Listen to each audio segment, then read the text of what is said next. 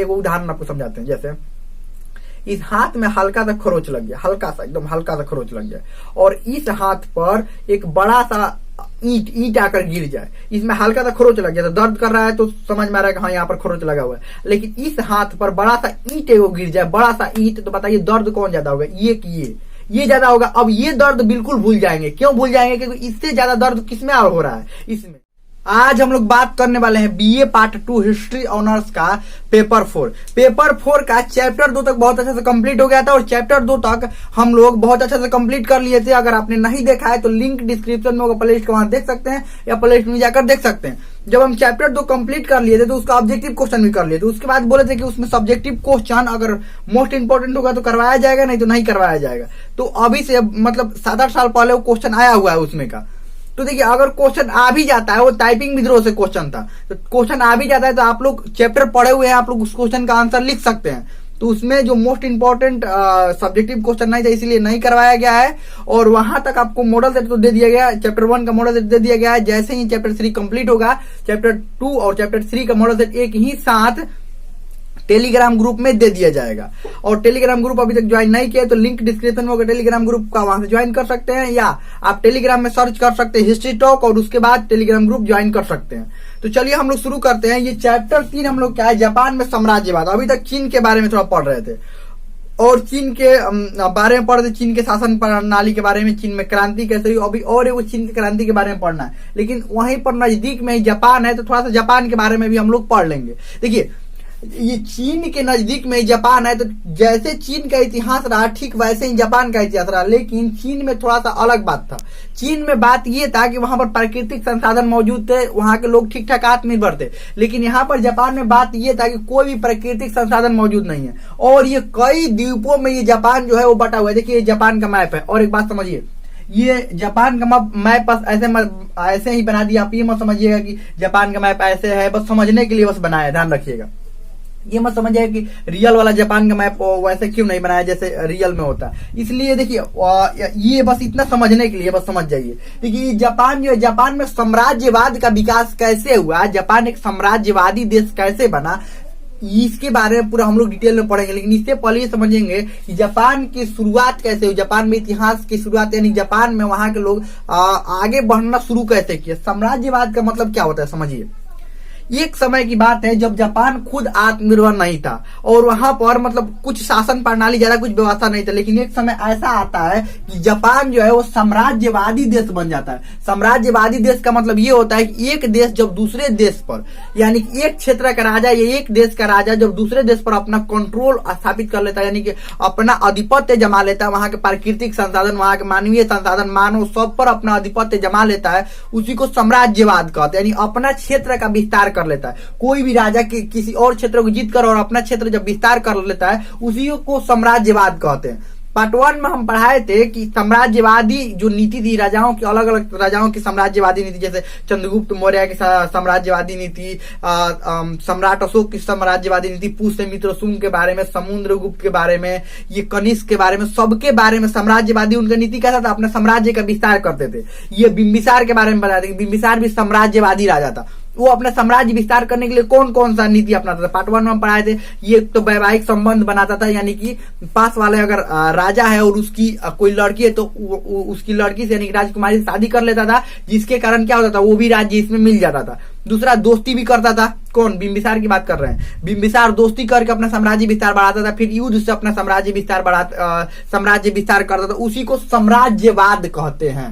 उसी को क्या कहते हैं? साम्राज्यवाद, यानी अपना साम्राज्य का विस्तार करना, अपने साम्राज्य को बढ़ाना साम्राज्यवाद कहलाता है। तो जापान में साम्राज्यवाद कैसे हुआ? एक समय की बात है जब जापान खुद मतलब आत्मनिर्भर नहीं। और देखिए यहाँ पर की बात करें तो ये कई छोटे छोटे द्वीपों में बटा हुआ है, जिसमें से सबसे अगर प्रमुख द्वीप की बात करते हैं हेंसू है, ध्यान रखिएगा, सबसे प्रमुख द्वीप हेंसू है। और ये टोक्यो जानते हैं, जापान की राजधानी है। ये टोक्यो जापान की राजधानी है। नागासाकी को पहचानते हैं और हिरोशिमा, दोनों को तो पहचानते ही है। नागासाकी और हिरोशिमा इसको पहचानते हैं, ये नागासाकी और हिरोशिमा। एक समय में ये प्रमुख जापान का एक प्रमुख शहर हुआ करता था, और जिस पर किसने परमाणु बम गिराया था? अमेरिका ने परमाणु बम 9 अगस्त को नागासाकी पर और 6 अगस्त को हिरोशिमा पर। 9 अगस्त 1945 को नागासाकी और 6 अगस्त 1945 को हिरोशिमा पर, जो कि पूरी तरह से तबाह हो गया था ये। इससे पहले ये लोग देखिए, अब जापान के बारे में थोड़ा शुरू से समझते हैं। शुरू में क्या था बात, यहाँ जापान में क्या है पहले ये समझ लीजिए। जापान में नदी, पहाड़, झरना, नदी, पहाड़, झरना, ये 3 और समुद्र, 4, ये 4 को चीजों का ध्यान रखिएगा। नदी, पहाड़, झरना और समुद्र, ये अधिकतर हिस्सों पर फैले हुए हैं। मात्र 17% हिस्सा ऐसा है जहां पर कृषि किया जा सकता है। उसके अलावा और किसी भी हिस्से पर यहाँ पर कृषि नहीं हो सकता है। जब कृषि नहीं हो सकता, और एक बात, अधिकतर जगह पर जब पहाड़ी क्षेत्र में जाते हैं तो वहां पर लोहा मिलता है, लेकिन यहाँ के जो पहाड़ी क्षेत्र है लोहा का बिल्कुल नामो निशान नहीं है। कोयला थोड़ा बहुत मात्रा में मिलता है, कोयला। तो अब बताइए, यहाँ से व्यापार कोई क्यों करेगा? कोई भी देश व्यापार क्यों करेगा? इंग्लैंड वाले जब भारत में आए थे तो भारत में क्यों आए थे? यहाँ पर भारत में कुछ नहीं था, भारत में सब कुछ मौजूद था। कोयला, सोना, चांदी, जितना कुछ भी, चंदन का लकड़ी, मतलब हर चीज मौजूद था यहाँ पर। तभी तो यहाँ से लूट कर लेकर गए, तभी तो नजर उनका भारत पर पड़ा। लेकिन जापान पर उन लोगों का नजर क्यों नहीं पड़ा? इतना जल्दी नजर क्यों नहीं? जापान में भी ये लोग आएंगे, देखिए कैसे। ये पुर्तगाली, फ्रांसीसी, डच, इंग्लैंड वाले सब जापान में आएगा। देखिए, जैसे भारत में सब एंट्री कर रहे थे ना, वैसे ही चीन में भी एंट्री किए, चीन के बाद जापान में भी एंट्री किए। हर जगह ये जा रहे थे, अमेरिका में, भारत में, चीन में, ये सब बारी बारी से पहुंच रहे थे। उसके बारे में तो हम लोग पढ़ेंगे। तो अभी तक आपको क्या समझ में आया कि 17% हिस्सा ही यहाँ पर कृषि करने वाला है, यानी कि लोग चाहकर भी यहाँ से व्यापार नहीं कर सकते हैं। जब व्यापार नहीं कर सकते तो बताइए क्या करना पड़ेगा? कोई भी जब किसी के पास जमीन नहीं रहता तो क्या करता है? 2 को काम करेगा, या तो मजदूरी दूसरे के यहाँ करेगा। अगर कोई भी इंसान है उसके पास अपना जमीन नहीं है खेती करने के लिए तो क्या करेगा? या तो दूसरे के यहाँ मजदूरी करेगा, और नहीं तो व्यापार करेगा। व्यापार मतलब वो सामान खरीद कर, और मान लीजिए वो किसानों से सामान अनाज खरीद कर और बाजार में ले जाकर बेचेगा या शहरों में ले जाकर बेचेगा, यही करेगा ना। तो जो चालाक रहेगा वो क्या करेगा? जो ठीक ठाक पढ़ा लिखा रहेगा, क्या वो मजदूरी करेगा? नहीं। क्या करेगा? वो जो पढ़ा लिखा रहेगा वो क्या करेगा? किसानों से सामान खरीद कर और उसको कुछ नया ढंग से बनाकर, कुछ नया पैकेजिंग करके, कुछ नया पैक करके, और क्या करेगा? शहरों में बेचेगा। ठीक जापान वालों ने भी ऐसा किया। अभी भी देखिएगा, जापान में कोई खनिज संपदा थोड़े है कि कोयला, ये पेट्रोलियम, ये सब के भंडार थोड़े मिला है वहां पर। क्या है वहां पर? टेक्नोलॉजी के क्षेत्र में क्यों इतने आगे हैं? क्योंकि वो लोग बहुत सीखना जानते हैं, किसी से भी सीख लेते हैं, और नया नया इनोवेट करना जानते हैं, नया नया आविष्कार। क्योंकि उनको पता है कि अगर हम नया आविष्कार नहीं करेंगे तो हमारे पास है क्या? कुछ नहीं है उनके पास। है क्या आखिर? अगर कुछ भी नहीं आविष्कार करने, कुछ नया बनाएंगे नहीं, तो हमारे विश्व में अस्तित्व नहीं रह जाएगा। और आज देखिए, जापान में 2 परमाणु बम गिरने के बाद भी आज जो एशिया में अपने पहचान बनाए हुए जापानी जो लोग हैं, वो आज एशिया में पहचान। और एक बात, अपने बात के ये पक्के होते हैं, जो भी कहेंगे वो बात वो काम करेंगे ही। जितने समय में कहेंगे उतना समय में काम करके दिखाएंगे। क्यों? क्योंकि उनको पता है कि अगर नहीं करेंगे तो हमारे पास कुछ और दूसरा कोई ऑप्शन नहीं है। आपको कमेंट में लिखकर ये बताना है कि भारत में कम से कम 3 कंपनी के नाम बताना है जो सबसे फेमस जापानी कंपनी है। जापान की कंपनी 3 आपको नाम बताना है, चाहे मोबाइल के क्षेत्र में हो या किसी भी कोई गाड़ी बनाने वाले क्षेत्र में, कार बनाने वाले क्षेत्र में, किसी भी क्षेत्र में 3 आपको कंपनी का नाम बताना है जो कि जापानी कंपनी और भारत में सबसे ज्यादा फेमस है। ये आपको बताना है कमेंट में लिखकर। तो चलिए हम लोग आगे बढ़ते हैं। तो यहाँ पर जापान में शुरू में देखिए, शुरू में छोटे छोटे लोग, देखिए हर जगह वैसे ही था। शुरू में छोटे छोटे लोग कबीलों में रहते, तो हर जगह की बात है। चाइना में भी वही है, शुरू में लोग छोटे छोटे कबीलों में रहते थे, और धीरे धीरे कबीला क्या होने लगा? कबीला के संगठित रूप से राजा होने लगे, और राजा छोटे छोटे कबीला एक बड़ा सा गांव बनने लगा, और गांव से वो एक बड़ा क्षेत्र में क्या हुआ? कन्वर्ट हो गया। गांव से वो बड़ा क्षेत्र में कन्वर्ट हो गया। वैसे ही यहाँ जापान में भी धीरे धीरे छोटे छोटे क्षेत्र बड़े होने लगे, और यहाँ पर राजा, यहाँ पर क्या होने लगे? राजा। अब ये मत समझिए कि 17% मात्र भूमि है यहाँ पर खेती करने योग्य, ये लोग भूखमरी से मर रहे थे, नहीं, ऐसा बात नहीं है। ये लोग ठीक ठाक खेती भी कर लेते थे, और नदी, पहाड़, झरना से जो कुछ, देखिए अब जंगल भी थे, ऐसा बात नहीं था जंगल नहीं थे, जंगल भी था, नदी, पहाड़, झरना, ये सब ठीक ठाक, पानी की व्यवस्था ठीक ठाक था। तो ये लोग कृषि ठीक ठाक कर लिया करते थे, और साथ में ही अब व्यापार करने की देखिए शुरुआत कब होंगे? जब कोई बाहरी आएगा तो न व्यापार करने की शुरुआत होगा। तो ये लोग व्यापार नहीं करते थे, ध्यान रखिएगा, शुरू में ये लोग व्यापार नहीं करते थे।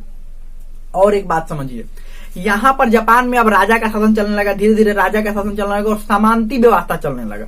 समांती व्यवस्था आपको पता है कि हर जगह समांती व्यवस्था चलता है। समांती व्यवस्था क्या होता है कि देखिए, किसी को भी बड़े जो अधिकारी होते हैं, सैनिक होते हैं, उनको वेतन के बदले जमीन देना, और जमीन देना वेतन के बदले, यही समांती व्यवस्था है। और वो पद वंशानुगत हो जाता है। जैसे मंत्री का बेटा मंत्री बनेगा, सेनापति का बेटा सेनापति बनेगा, और मतलब पद जब वंशानुगत हो जाता है और सैलरी के बदले जमीन दिया जाता है, उसको समांती व्यवस्था कहते हैं। तो जापान में समांती व्यवस्था लागू हो गया था, ध्यान रखिएगा। यहाँ पर जापान में समांती व्यवस्था लागू हो गया। धीरे धीरे क्या हुआ, लेकिन ये बाहरी लोगों से अभी अनजान थे, जापान वाले बाहरी लोगों से अनजान थे, ध्यान रखिएगा। बस इसके नजदीक वाले जो उत्तरी कोरिया, दक्षिणी कोरिया, ये चीन वाले भी बस जानते थे कि यहाँ पर जापान है। बाकी कोई भी अनजान, मतलब बाकी सब अनजान थे, कोई भी नहीं जानता था कि यहाँ पर क्या है, जापान है। अरे जानेगा कब, कोई खोज करने आएगा तब न जानेगा। इसका कोई खोज ज्यादा कुछ कोई करने आया नहीं, और यहाँ पर भी कुछ संसाधन होंगे तब ना ये लोग बाहर जाएंगे। अभी ना जापान के लोग इतने आपको तेज दिखाई दे रहा है, इतना कुछ करने वाले दिखाई दे रहा है, प्रारंभ में ऐसा कुछ था नहीं बात। तो अब देखिए क्या हुआ, ये जापान के बारे में कैसे पता चला, क्या पता चला।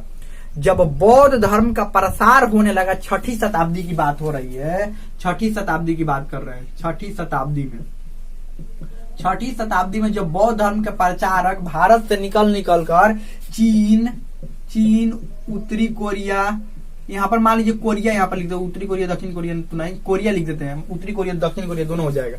तो ये कोरिया, उसके बाद श्रीलंका,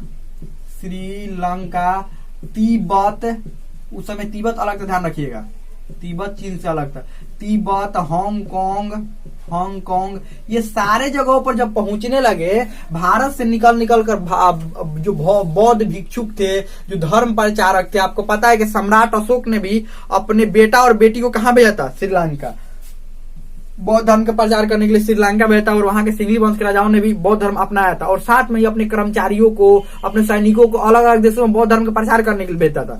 जब ये प्रचार करने के लिए चीन पहुंचे ये लोग, तो चीन में तो प्रचार किए, आपको पता है चीन में बौद्ध धर्म वाले लोग रहते हैं, कोरिया में भी बौद्ध धर्म के लोग रहते हैं, श्रीलंका में भी, तिब्बत में भी, और देखिए ये सारे जगहों पर ये बौद्ध धर्म के लोग रहते हैं। साथ में ही वहीं से ये लोग जापान पहुंच गए। बौद्ध धर्म वाले क्या हुए, बौद्ध भिक्षुक और बाकी बौद्ध धर्म के प्रचारक कहां पर पहुंचे, जापान में। और जापान में पहुंचे तो ये जापान के राजा इस धर्म से काफी प्रभावित हुए, बहुत ज्यादा प्रभावित हुए, जिसके कारण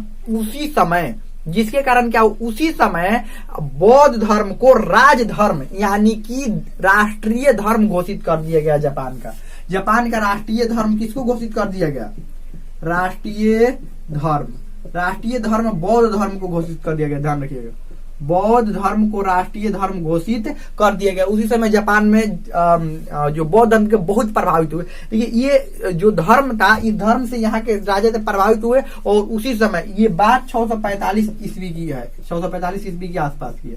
और धीरे धीरे उसी समय से लोग पहुंचने लगे, तो भारत वाले भी जानने लगे कि चीन है, जापान है, लेकिन अब यूरोप वालों को ये सब पता नहीं था। अब देखिए 12वीं शताब्दी की बात करते हैं, 12वीं से 13वीं शताब्दी में, लगभग 13वीं शताब्दी की बात करें तो 13वीं शताब्दी में एगो आया था जो बहुत बार हम उसके बारे में बोलते हैं, मार्को पोलो। उसके बारे में बहुत हम बताए थे। वो अपने चाचा और पिता के साथ आया था 13वीं शताब्दी में चीन में। उस समय राजा कौन था चीन का, कुबलाई खा, और कुबलाई का किस वंश का था, मंगोल वंश का था। तो ये मार्को पोलो जब चीन में पहुंचे तो बहुत सारी नई नई चीजों देखा, कागज का आविष्कार देखा, कागज का नोट देखा, और चीन के अलग अलग हिस्सों में घूमा, साथ में कोरिया में भी घूमा, और साथ में ही ये जापान का नाम उसी समय पहली बार सुना। कौन सुना, मार्को पोलो। लेकिन ज्यादा इसको इंटरेस्ट नहीं था जापान में। क्यों नहीं इंटरेस्ट था बताइए तो, क्यों नहीं दिलचस्पी थी इसको जापान में है उस समय कुछ था नहीं ना। देखिए इतना कुछ देख लिया था चीन में कि अभी वैसे ही आश्चर्यचकित था, तो जापान पर कैसे ध्यान जाए।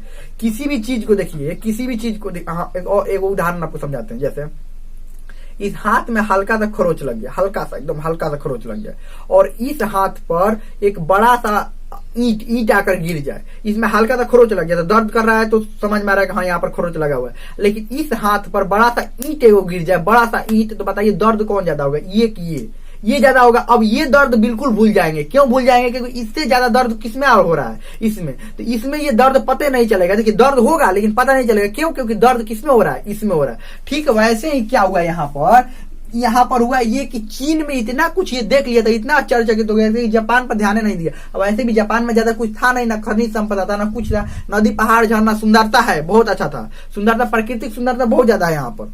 तो यहाँ पर ये सब था, लेकिन कोई ऐसा खनिज संपदा नहीं था। देखिए पहले लोग प्राकृतिक सुंदरता देखकर नहीं ना किसी भी देश में जाते थे, क्या देखकर जाते थे, वहां के खनिज संपदा, वहां पर देखते थे व्यापार का व्यापार वहां पर कर सकते हैं कि नहीं कर सकते। अभी तो लोग प्राकृतिक सुंदरता देखकर जाते हैं ना, कहीं पर भी घूमने जाते हैं, कुछ भी करने जाते हैं, क्या देखकर जाते हैं, वहां की प्राकृतिक सुंदरता, क्या प्राकृतिक सुंदरता है तो वहां पर लोग जाते हैं। लेकिन उस समय नहीं, उस समय क्या था कि लोग जो व्यापारी थे अपना व्यापार देखकर जाते थे कि वहां से कुछ मिलेगा कि नहीं मिलेगा, ज्यादा फायदा होगा कि नहीं होगा, तभी जाते थे, नहीं तो नहीं जाते थे। तो जापान पर इन लोगों का ध्यान नहीं गया। अब 14वीं शताब्दी की बात करते हैं। अब 14वीं शताब्दी में, 14वीं से 15वीं शताब्दी में यूरोपियनों का, अब यूरोपियन में कौन कौन थे, यूरोपियनों में, अब यूरोपियनों का आगमन जब चीन में होने लगा, तो चीन से नजदीके था, तो चीन के बाद इन लोग को पता चल गया कि जापान नजदीके है। अब यूरोपियनों का आगमन, कौन कौन से यूरोपियनों का आगमन हुआ था, अब देखिए समझिए। पुर्तगाली, फ्रांसीसी, स्पेन वाले और अंग्रेज। अभी इतने लोग बात करते हैं। सबसे पहले पहुंचे ये पुर्तगाली यहाँ पर, कहां पर, जापान में। लेकिन इन्होंने देखा कि ज्यादा कुछ है नहीं जापान में, ये पहुंचे पुर्तगाली में पहुंचे थे सबसे पहले जापान में। तो देखे कि यहाँ कुछ है नहीं, ज्यादा कुछ यहाँ पर दिखाई दे नहीं रहा है। और भारत और चीन में बहुत कुछ इन लोगों को दिखाई दे रहा था पुर्तगालियों को, तो जापान को छोड़कर निकल गए, ये इधर से निकल गए। लेकिन नहीं जानते थे कि जापान है यहाँ पर भी थोड़ा बहुत व्यापार हम कर सकते हैं। फिर यहाँ पर ये अंग्रेज पहुंचे, यहाँ पर भी अंग्रेज पहुंचेंगे ना, समझ लीजिए कुछ ना कुछ करेंगे या कुछ बड़ा ही करेंगे। जब यहाँ पर अंग्रेज पहुंचे तो अपना सामान बेचने का प्रयास करने लगे जापान में। तो यहाँ के लोगों, यहाँ के जो राजा थे उन्होंने कुछ सामान खरीदा। ये और एक और बात कहा कि देखिए हमारे पास ज्यादा कुछ है नहीं, तो और यहाँ के जो राजा थे उन्होंने कहा कि देखो हमारे पास ज्यादा कुछ है नहीं, तो हम क्या आपका सामान खरीद कर करेंगे क्या। और एक बात, यहाँ के राजा को एक बात दिख लिया कि इस समय व्यापार बहुत अधिक मात्रा में हो रहा है, साथ में ही व्यापार होने के साथ साथ युद्ध भी अधिक मात्रा में हो रहा है, क्योंकि ये लोग जबरदस्ती पहुंच रहे हैं। यहाँ के राजा को एक बात पता चल गया, ये लोग जो है, ये पुर्तगाली, फ्रांसीसी, स्पेनिश, अंग्रेजी जबरदस्ती किसी भी देश में पहुंचकर अपना उपनिवेश स्थापित कर रहे हैं। ये यहाँ के राजा को बात पता चल गया, उपनिवेश बना रहे हैं, वहां पर कब्जा कर रहे हैं। जब कब्जा करेंगे और उपनिवेश बनाएंगे तो वहां के लोग लड़ेंगे ना, और लड़ेंगे तो युद्ध होगा, और जब युद्ध होगा तो उस समय हथियारों की जरूरत पड़ेगी, अच्छी नावों की जरूरत पड़ेगी, क्योंकि उस समय सब व्यापार समुद्री मार्ग से होता था।